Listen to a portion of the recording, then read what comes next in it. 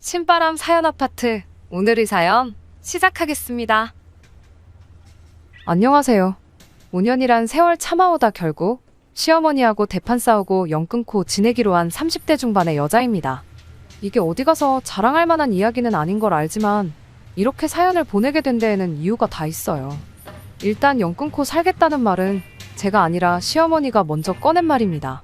시어머니도 주변 분들한테 제 이야기를 많이 하고 다니셨나 봐요. 다들 하나같이 어디서 저 같은 걸 며느리라고 데려왔냐는 이야기를 하셨다네요. 만천하에 물어봐도 이게 다 제가 자초한 일이고 제 손을 들어줄 사람은 세상 어디에도 없다고 하셨죠. 하지만 저는 여전히 제가 잘하면 잘했지 잘못한 행동 하나 한 게 없다고 생각하거든요. 이미 시어머니와는 연을 끊고 지내게 된 지 벌써 2달이 넘어가지만 남편도 중간에서 난처해야 하는 것 같고 신경 쓰여서 이렇게 제 이야기를 적어보내게 되었습니다. 제 사연 천천히 들어보시고 제가 정말 잘못을 한 건지 한번 객관적인 의견을 부탁드립니다. 만약 제가 잘못한 게 맞다면 당장 날 잡고 시어머니 찾아가 사과를 드릴까 생각 중이거든요. 어디서부터 시작해야 시어머니와 제 관계가 흐트러지게 된 걸 설명할 수 있을지 감도 안 잡히네요.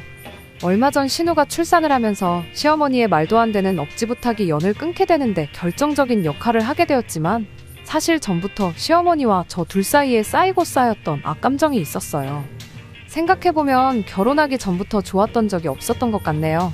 남편과는 연애 결혼을 했는데 결혼 준비하면서도 일이 하나 있었어요. 남편과 제가 사회생활을 시작한 시기도 비슷하고 둘이 버는 돈도 비슷했다 보니 결혼 전에 모아놓은 돈의 액수까지 비슷했습니다. 누가 더 해가네 덜 해가네 이야기 나올 것도 없이 말이죠. 그래서 결혼은 반반 결혼을 하기로 했습니다. 그렇다고 해서 양가 지원을 안 받으려고 했던 건 아니에요. 애초에 결혼지원금에 대해서는 시댁에서 먼저 이야기를 꺼냈거든요. 저희 결혼하는데 무려 1억을 지원해 주신다고 했어요.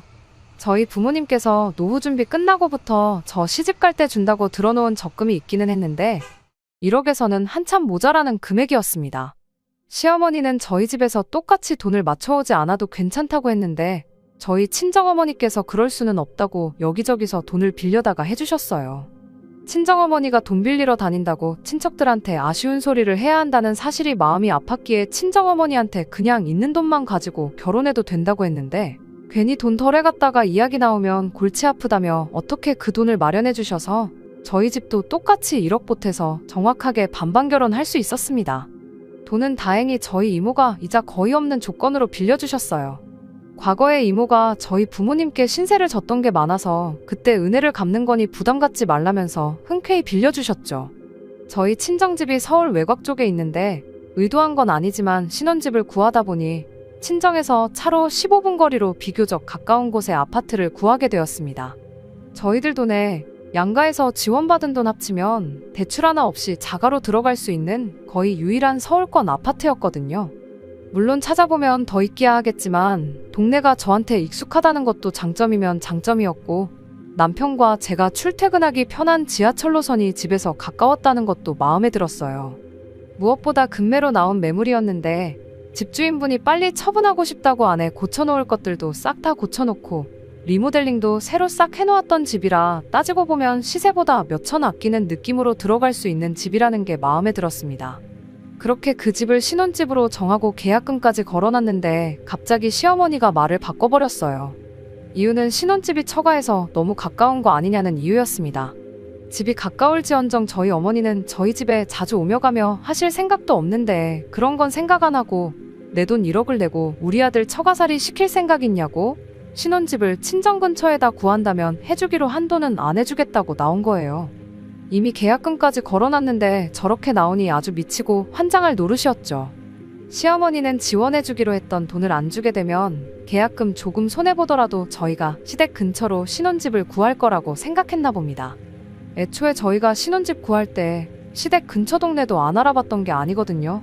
그쪽 동네에서 저희 예산으로 집을 구하려면 꼬마 아파트나 빌라 정도밖에 없었는데 돈 때문에 그 집 들어가 살자니 나중에 처분할 거 생각하면 머리가 아프고 그렇다고 단지형 아파트를 구하자니 돈이 너무나도 모자라서 대출을 크게 받아야 하는 상황이었습니다. 그런데 이게 웬걸, 이 상황을 들은 저희 이모가 또 조건 없이 1억을 저희한테 빌려주시겠다고 나온 겁니다. 상황이 이렇게 되니 시어머니 입장에서도 이야기가 달라졌죠. 친정 근처에 살게 되었다는 이유 하나만 가지고 아들이 처가 눈치 보면서 살게 될까 걱정이었는데 이젠 시댁에서 돈 한 푼 안 해준다고 하는 상황에 집 살 때 모자란 돈을 다 친정에서 해주는 그림이 되었으니 이젠 더더욱이 남편이 저희 집 눈치를 안 볼래야 안 볼 수 없는 상황이 돼버린 거잖아요. 물론 저희 친정부모님이 그러실 분들은 아니지만 시어머니 입장에서는 안 주기로 했던 돈을 진짜로 안 줄 수 없던 상황이 돼버린 거죠. 그래서 그건 그냥 해프닝으로 끝났어요. 이모한테 돈을 더 빌릴 필요 없이 시어머니가 해주기로 했던 돈을 다시 저희에게 주면서 상황은 일단락되었습니다.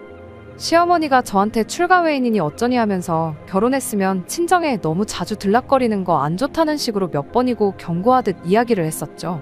솔직히 그 말들이 기분이 나쁘긴 했지만 그렇다고 일부러 친정에 더 자주 찾아가고 그럴 생각은 추호도 없었습니다. 남편이 장인 장모님에게 어려움을 느끼는 것처럼 솔직히 저희 친정 부모님도 사위가 오면 불편한 건 매한가지였거든요. 괜히 너네 오면 밥도 해야 되고 집도 치워야 되고 이것저것 신경 쓸 게 많으니 가깝다고 찾아오지 말라고 당부를 하셨거든요. 시어머니가 출가 외인이란 말 같은 거 굳이 꺼내지 않아도 친정에는 자주 들락날락 할 생각이 추호도 없었는데 아무래도 결혼 전에 시어머니가 했던 말이 있다 보니 저는 하기 싫어도 좀 더 시댁에 신경을 쓸 수밖에 없었습니다. 남편이 처가 눈치 안 보고 편하게 잘 지내고 있다는 걸 굳이 증명까지 해야 할 필요는 없었지만 멀리 살아도 시댁도 잘 챙기는 모습을 보여주려고 2주, 3주에 한 번씩은 찾아가고 그랬어요. 결혼하고 처음 2년 동안은 시어머니가 저한테 특별하게 잘해주지는 않았지만 그렇다고 해서 또 저를 특별하게 힘들게 하고 못살게 굴고 그러지는 않았습니다.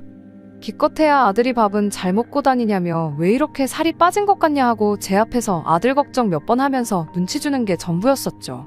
그런 시어머니가 본격적으로 저에게 무언가 요구를 하기 시작한 건 결혼하고 2년이 지나 남편의 동생인 신우가 결혼할 때가 되어서부터였어요. 1억 그거 괜히 지원받았나 싶을 정도로 돈 앞에서 엄청 치사해지는 시어머니였습니다. 시어머니는 저희한테 더도 말고 덜도 말고 추기로 2천만 원만 하라는 말을 꺼내셨죠. 제안이라기보단 통보에 가까웠습니다. 심지어 그 돈을 남편과 제가 공동으로 관리하는 돈에서 내라는 게 아니라 제 돈으로 모자라면 친정돈까지 끌어와서 해야 한다는 식으로 말을 하셨죠. 저랑 남편이 결혼할 때 결혼자금 대부분을 저희 집 사는데 지출을 했다 보니 예단이랑 이런 건 전부 생략을 해버렸었거든요. 그때 당연히 받아야 할 걸 안 받았으니 신우 결혼식에 2천만 원을 요구하는 건 당연한 처사라는 식으로 이야기를 하더군요. 원래 그때 시어머니랑 신우가 받아야 했을 명품들이며 시어머니가 친척분들한테 돌렸을 것들에 이것저것 다 포함해서 말이죠. 애초에 신우하고는 사이가 그럭저럭 괜찮았다 보니 게다가 남편의 하나뿐인 동생이기도 해서 추기로 300만 원 정도 해줄까 생각을 하고 있었어요. 남편 돈 200에 제 돈 100 해서 말이죠. 못해도 신혼집에 75인치짜리 TV 하나는 해주자. 이런 걸 남편하고 상의하고 있었는데 막상 시어머니가 저렇게 대놓고 예단이 어쨌니 저쨌니 2천만 원을 친정돈 합쳐서 주니만이 이러고 계시니 TV는커녕 단돈 20만 원도 해주기 싫어지더라고요. 그래서 시어머니한테 예단 안 해온 거 해드리는 셈치고 제 돈으로 2천만 원 흔쾌히 해주겠다고 했어요. 대신 저도 못 받은 예물 받아야겠다고 말했어요. 예단 예물 원래도 주거니 받거니 하는 거 아니냐고. 그러니 저도 이참에 어머님 돈으로 머리부터 발끝까지 다 금으로 도배를 해봐야겠다고 했죠. 금이면 나중에 값도 오를 수 있으니 투자한다는 개념으로 생각해보니 결코 손해보는 장사는 아니라고 생각했죠. 그런데 시어머니는 막상 예물에 대해서는 아무런 생각도 안 해보셨나 봐요. 예물 이야기가 나오니 그 뒤로 신우 축의금에 대해서는 입도 뻥끗 안 하시더라고요. 시어머니만 가만히 계셨다면 저도 손이 작은 사람은 아니니 신우가 못해도 저희한테 TV 하나는 받았었을 거예요. 그런데 뭐 좋은 걸 해주자니 괜히 시어머니 때문에 해주는 것 같아서 더 해주기 싫더라고요. 그래도 신우는 거기서 잘못한 건 없었으니 그냥 절충해서 100만 원 축의해주고 끝냈습니다. 신우가 저희 결혼할 때 10만 원 해줬던 걸 10배로 돌려받았으니 신우도 불만 하나 없어 보였어요. 오히려 신우한테 뭘 그렇게 많이 주셨냐고 고맙다는 연락까지 왔으니까요. 시어머니 때문에 많이 주른 거라고 말해줄까 말까 하다가 이간질까지 하고 싶지는 않아서 말았습니다.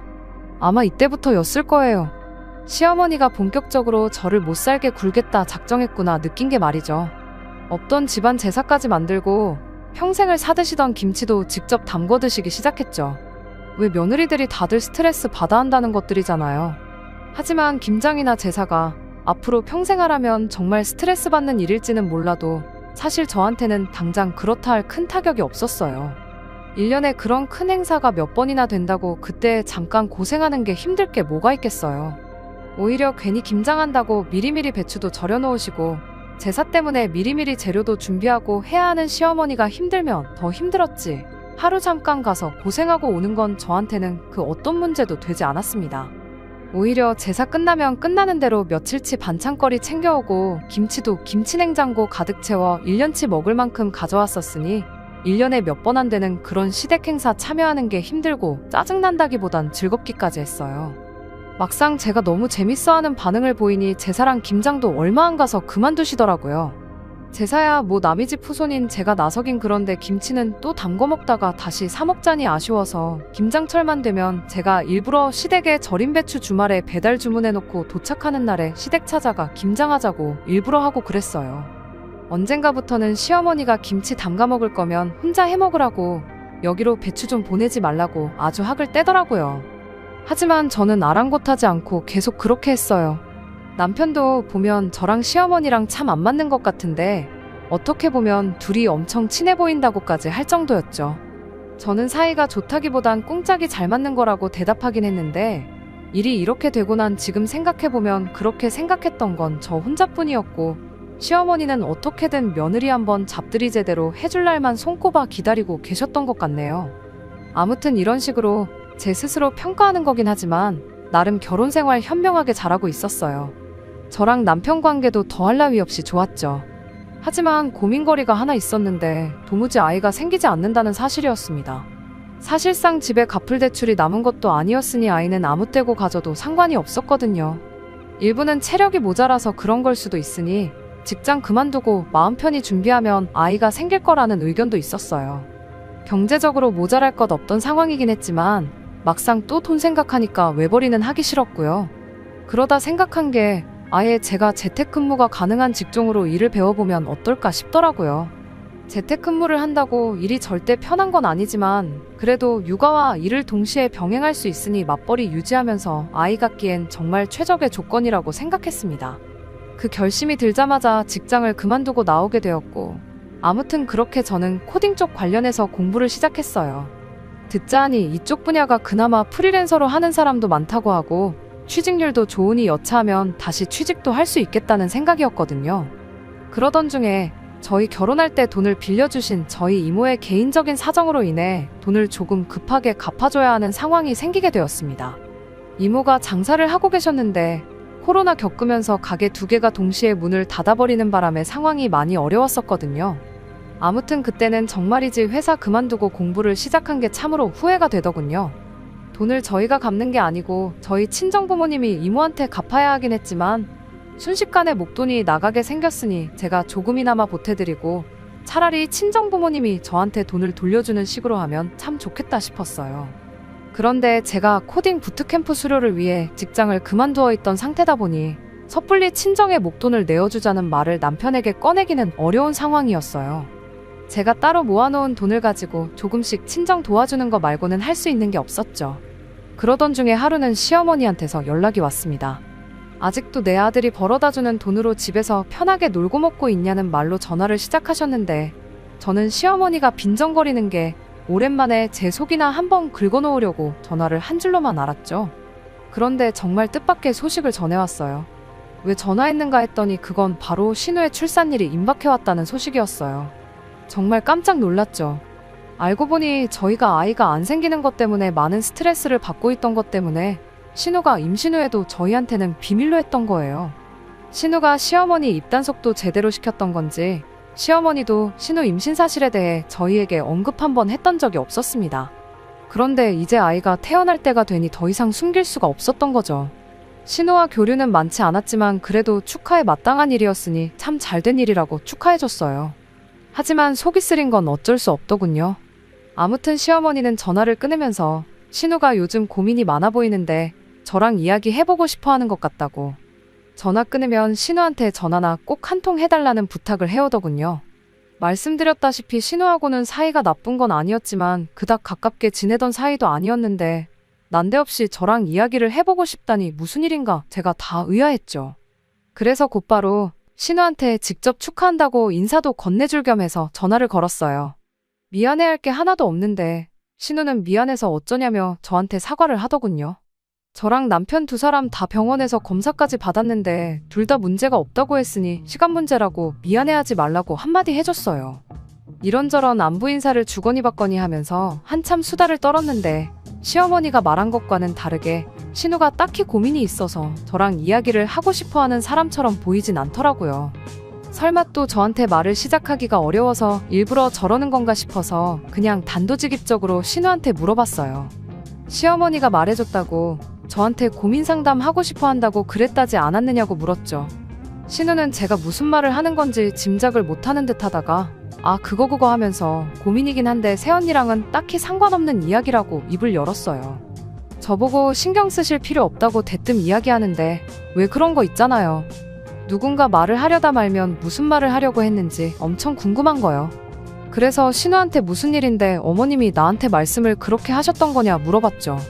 신우가 설명하기를 사실 신우네가 형편이 썩 좋은 편이 아니다 보니 맞벌이를 무조건 해야 하는 상황이라고 하더라고요. 신우네 시댁에서 아이를 봐주기로 하기는 했는데 그쪽 사정상 아이 태어나자마자 1년 정도는 불가능한 상황이라고 하더라고요. 그래서 친정, 그러니까 저희 시어머니한테도 부탁을 해봤는데 시어머니도 시큰둥한 반응이었다고 합니다. 그러다 시어머니가 제 이야기를 신우한테 해줬다고 하더라고요. 제가 요즘 회사 그만두고 집에서 놀고 먹는다는 식으로 말이죠. 그래서 애 봐주는 걸 저한테 부탁해보라고 했다더라고요. 신우는 제가 재택근무를 위해 새 공부를 시작했다는 사실은 모르고 있었어요. 시어머니 말 맞다나 제가 본격적으로 회사 그만두고 집에서 놀고 먹기 시작한 줄 알았답니다. 오해를 한 건 아니고 그냥 제가 직장을 그만둔 게 본격적으로 자녀 계획을 준비하려고 그러는 건가 싶었대요.